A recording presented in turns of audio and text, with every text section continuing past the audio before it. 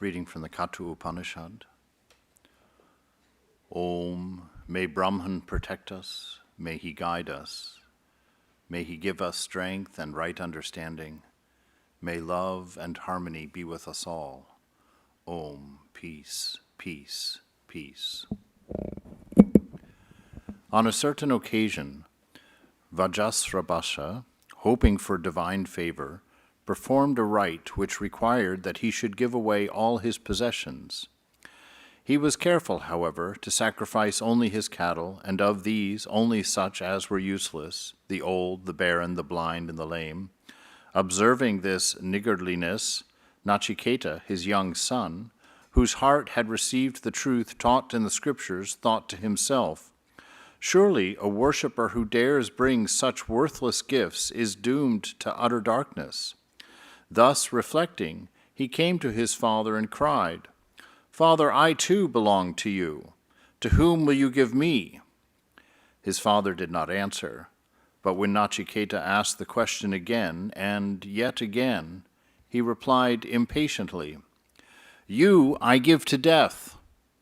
Then Nachiketa thought to himself, "Of my father's many sons and disciples, I am indeed the best, or at least of the middle rank, but certainly not the worst.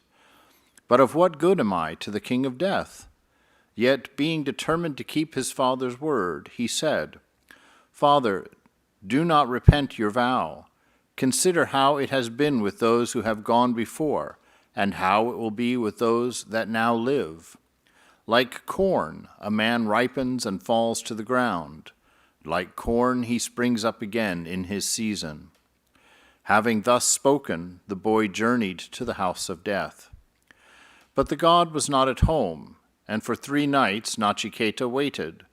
When at length the king of death returned, he was met by his servants, who said to him, "A Brahmin, like to a flame of fire, entered your house as guest, and you were not here.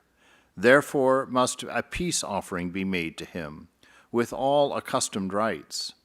O king, you must receive your guest, for if a householder shows not due hospitality to a Brahmin, he will lose what he most desires, the merits of his good deeds, his righteousness, his sons, and his cattle." Then the king of death approached Nachiketa and welcomed him with courteous words.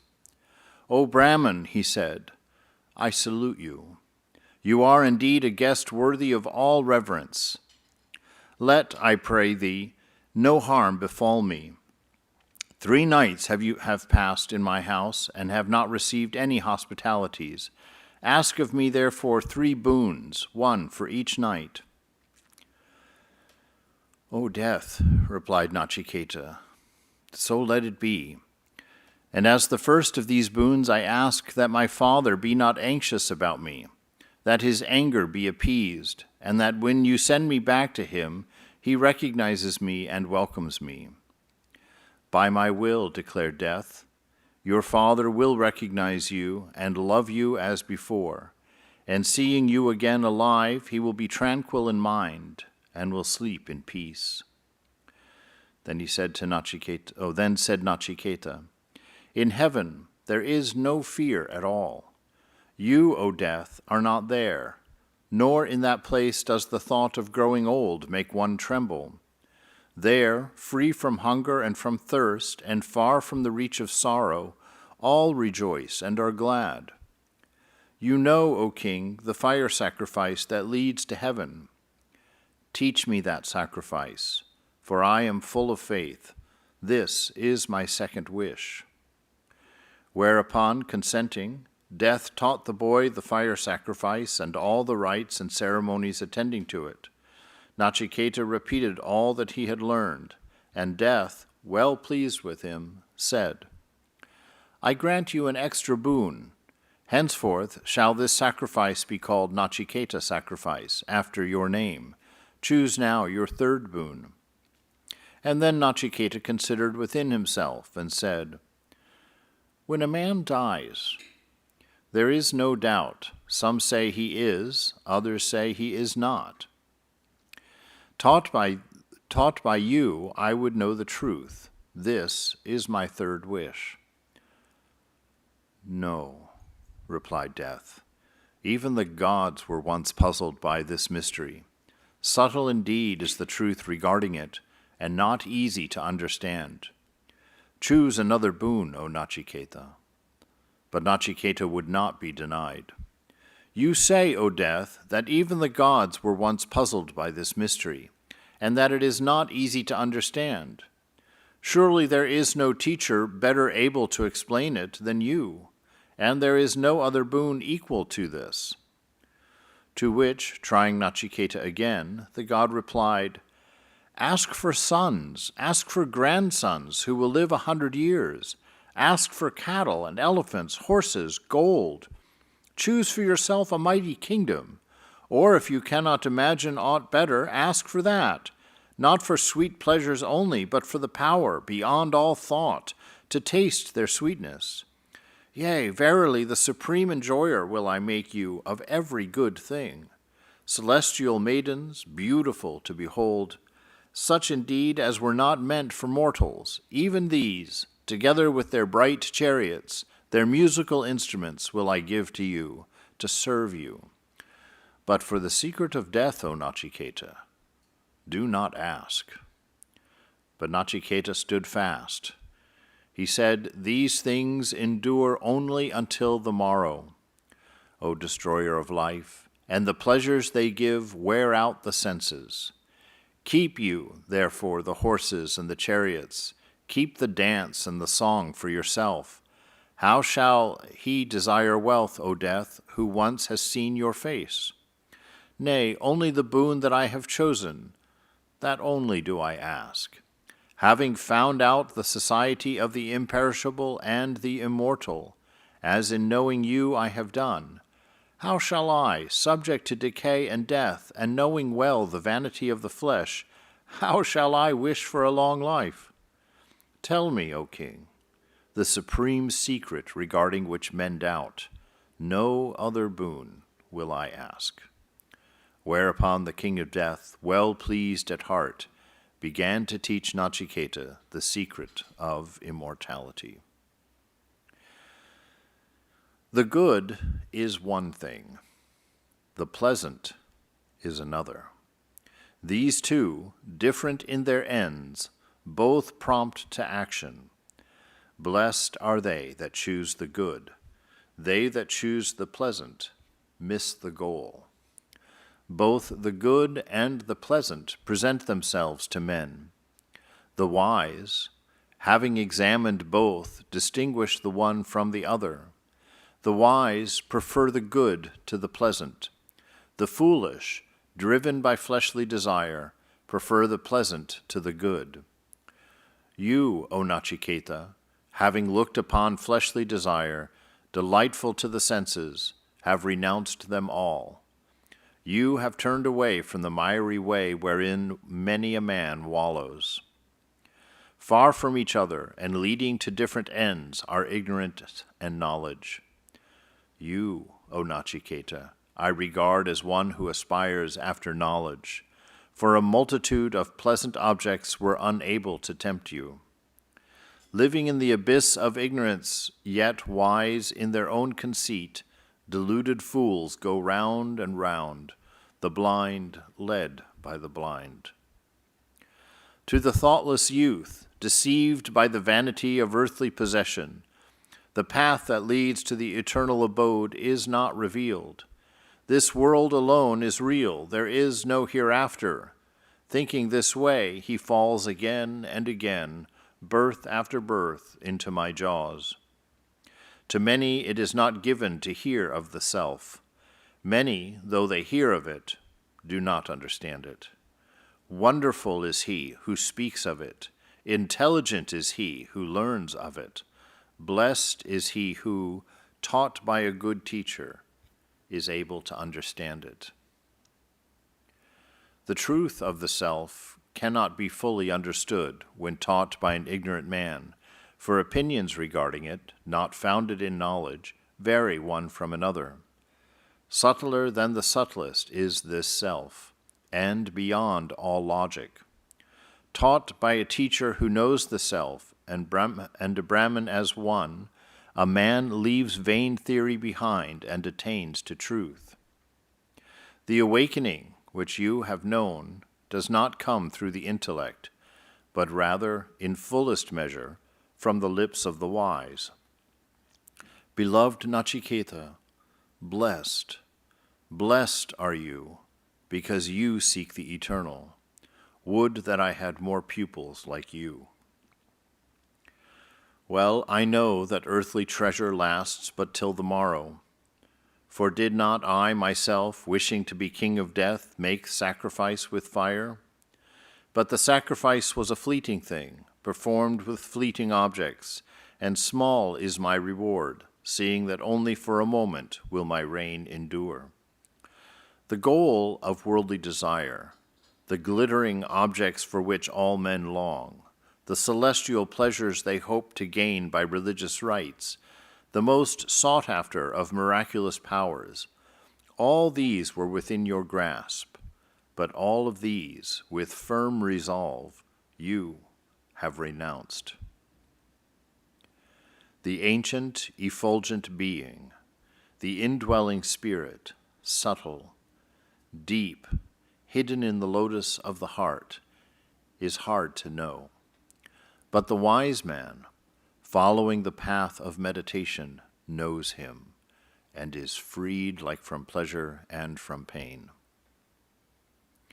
The man who has learned that the self is separate from the body, the senses, and the mind, and has fully known him, the soul of truth, the subtle principle, such a man verily attains to him, and is exceedingly glad, because he has found the source and dwelling place of all felicity. Truly do I believe, O Nachiketa, that for thee the gates of joy stand open.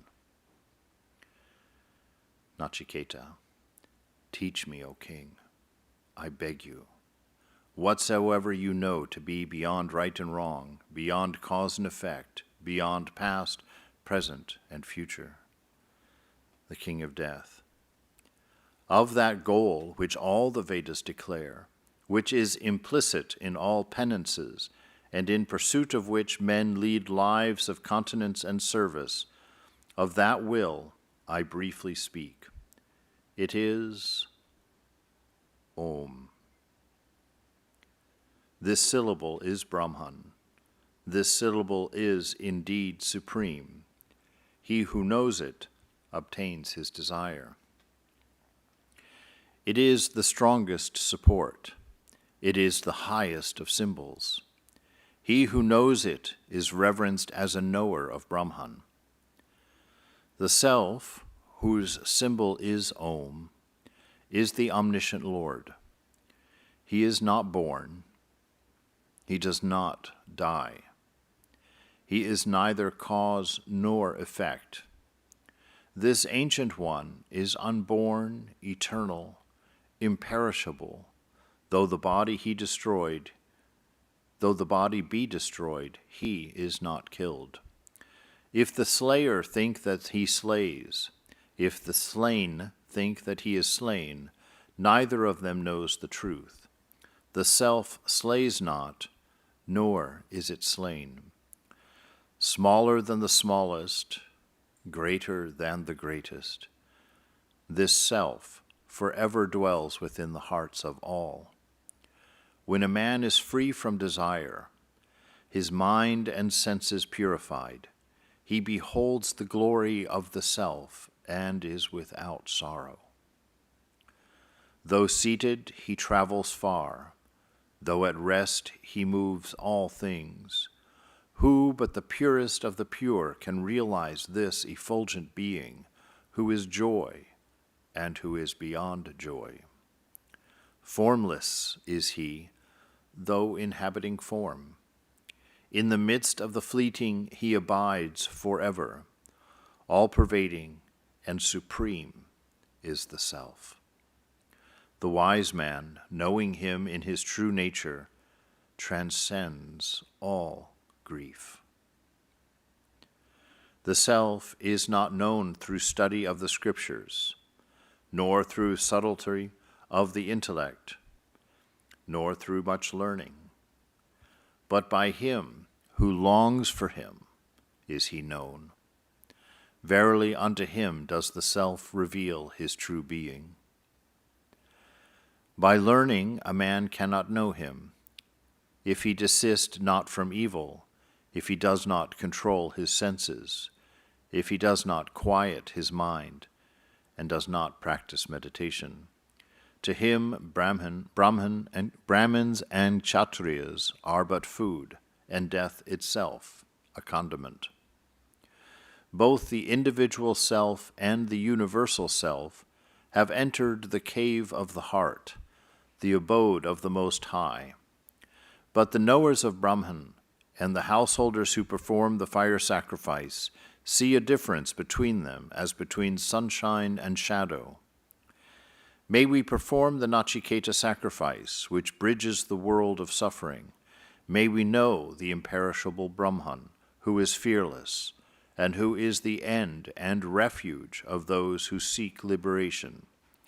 Know that the self is the rider, the body the chariot, and the intellect is the charioteer, the mind the reins. The senses, say the wise, are the horses. The roads they travel are the mazes of desire. The wise call the self the enjoyer when he is united with the body, the senses, and the mind.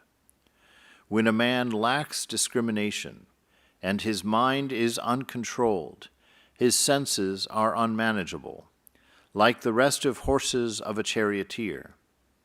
But when a man has discrimination, and his mind is controlled, and his senses, like well-broken horses of a charioteer, lightly obey the rein. He who lacks discrimination, whose mind is unsteady, and whose heart is impure, never reaches the goal, but is born again and again. But he who has discrimination, whose mind is steady, and whose heart is pure, reaches the goal, and having reached it, is born no more. The man who has a sound understanding for charioteer, a controlled mind for reins, he is it that reaches the end of the journey, the supreme abode of Vishnu, the all-pervading.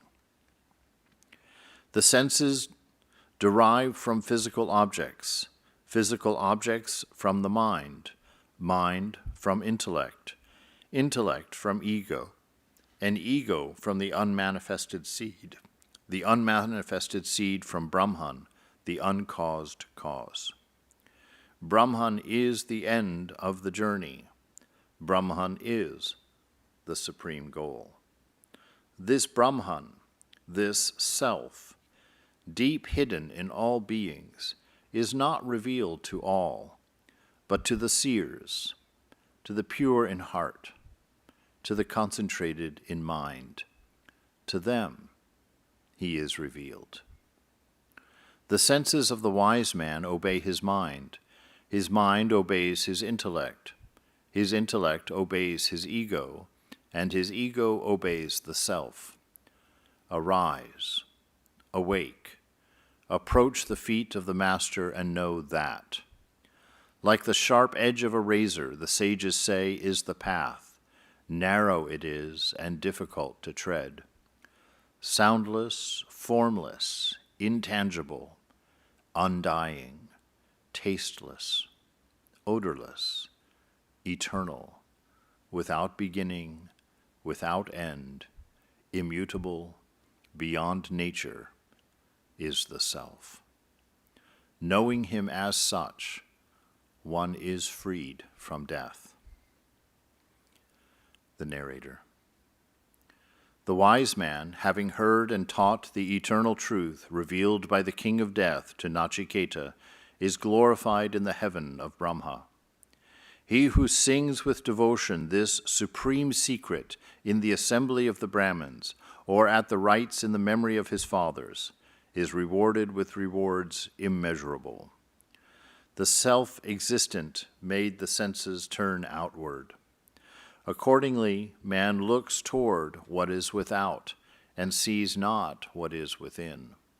Rare is he who, longing for immortality, shuts his eyes to what is without, and beholds the self. Fools follow the desires of the flesh, and fall into the snares of the all-encompassing death. But the wise, knowing the self is eternal, seek not the things that pass away. He through whom man sees, tastes, smells, hears, feels, and enjoys is the omniscient Lord. He verily is the immortal self. Knowing him, one knows all things. He through whom man experiences the sleeping or waking states is the all-pervading self. Knowing him, one grieves no more. He who knows that the individual soul, enjoyer of the fruits of action, is the self, ever present within, Lord of time, past and future, casts out all fear. For this self is the immortal self. He who sees the firstborn, born of the mind of Brahma, born before the creation of waters, and sees him inhabiting the lotus of the heart, living among physical elements, sees Brahman indeed, for this firstborn is the immortal self.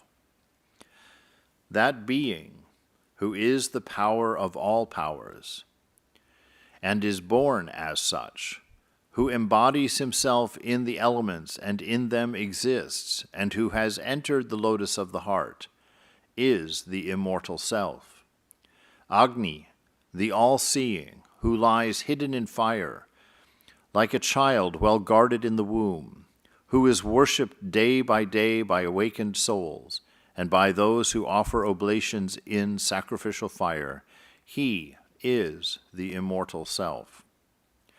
That in which the sun rises and in which it sets, that which is the source of all the powers of nature and of the senses, that which nothing can transcend, that is the immortal self. What is within us is also without. What is without is also within. He who sees difference between what is within and what is without goes evermore from death to death. By the purified mind alone is the indivisible Brahman to be attained. Brahman alone is, nothing else is. He who sees the manifold universe and not the one reality goes evermore from death to death. That being, the size of a thumb, dwells deep within the heart. He is the Lord of time, past and future. Having attained him, one fears no more. He verily is the immortal self. That being, of the size of a thumb, is like a flame without smoke. He is the Lord of time, past and future, the same today, tomorrow. He verily is the immortal self. As rain fallen on a hill streams down its side, so runs he after many births who sees manifoldness in the self. As pure water poured into pure water remains pure, so does the self remain pure, O Nachiketa, uniting with Brahman. To the birthless, the light of whose consciousness forever shines, belongs to the city of 11 gates. He who meditates on the ruler of that city knows no sorrow. He attains liberation, and for him there can no longer be birth or death, for the ruler of that city is the immortal self. The immortal self is the sun shining in the sky. He is the breeze blowing in space. He is the fire burning on the altar. He is the guest dwelling in the house.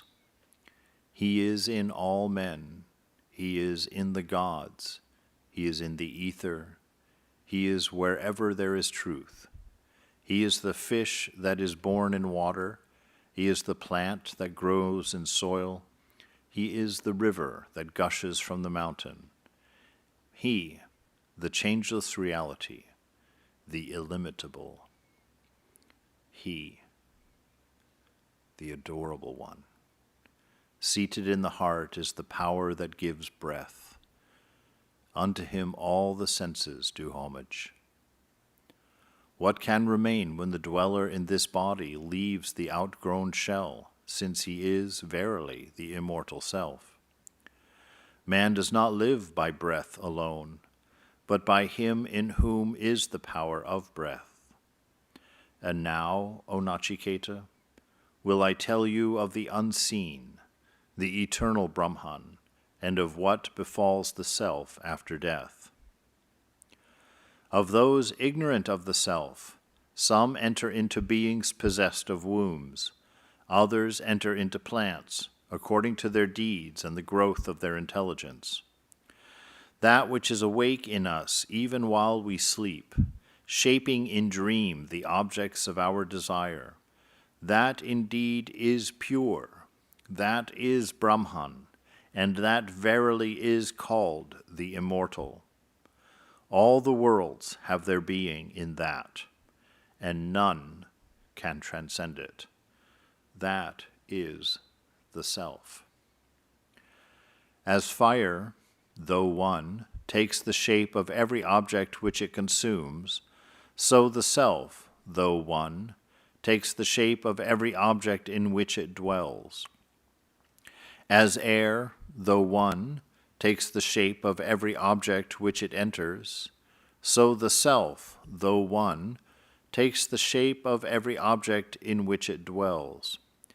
As the sun, revealer of all objects to the seer, is not harmed by the sinful eye, nor by the impurities of the objects it gazes on, so to the one self, dwelling in all, is not touched by the evils of the world, for he transcends all.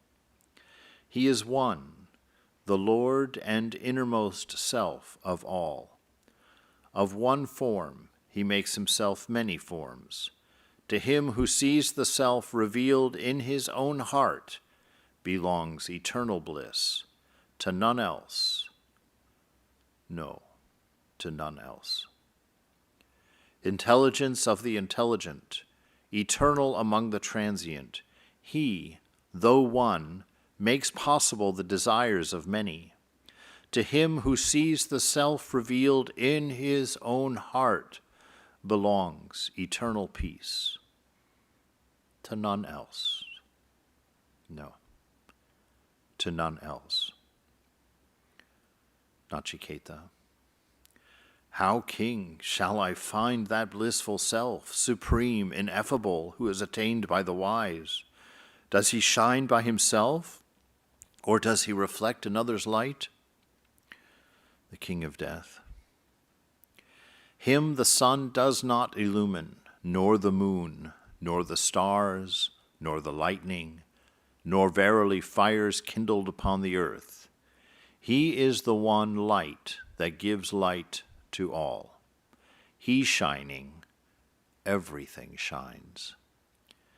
This universe is a tree eternally existing, its roots aloft, its branches spread below. The pure root of the tree is Brahman, the immortal, in whom the three worlds have their being, whom none can transcend, who is verily the self. The whole universe came forth from Brahman, moves in Brahman. Mighty and awful is he, like to a thunderbolt crashing loud through the heavens. For those who attain him, death has no terror.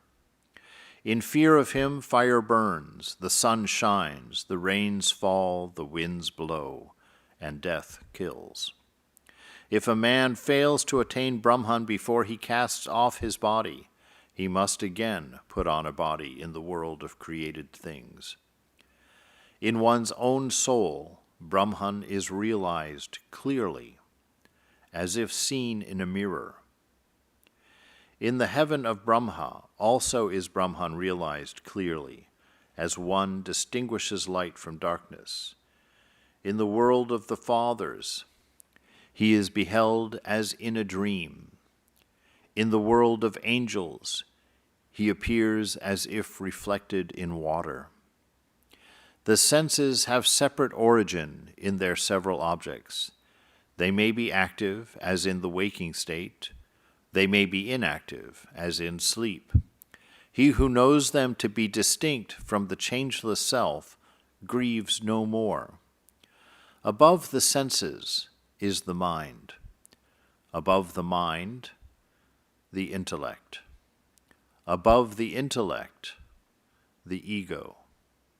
Above the ego is the unmanifested seed, the primal cause. And verily beyond the unmanifested seed is Brahman, the all-pervading spirit, the unconditioned, knowing whom one attains to freedom and achieves immortality. None beholds him with the eyes, for he is without visible form. Yet in the heart he is revealed through the self-control and meditation. Those who know him become immortal. When all the senses are stilled, when the mind is at rest, when the intellect wavers not, that, say the wise, is the highest state. This calm of the senses and of the mind has been defined as yoga. He who attains it is freed from delusion. In one not freed from delusion, this calm is uncertain, unreal. It comes and it goes. Brahman words cannot reveal, mind cannot reach, eyes cannot see. How then, save through those who know him, can he be known? There are two selves, the apparent self and the real self. Of these it is the real self, and he alone, who must be felt as truly existing. To the man who has felt him as truly existing, he reveals his innermost nature. The mortal in whose heart desire is dead becomes immortal. The mortal in whose heart the knots of ignorance are untied becomes immortal. These are the highest truths taught in the Scriptures.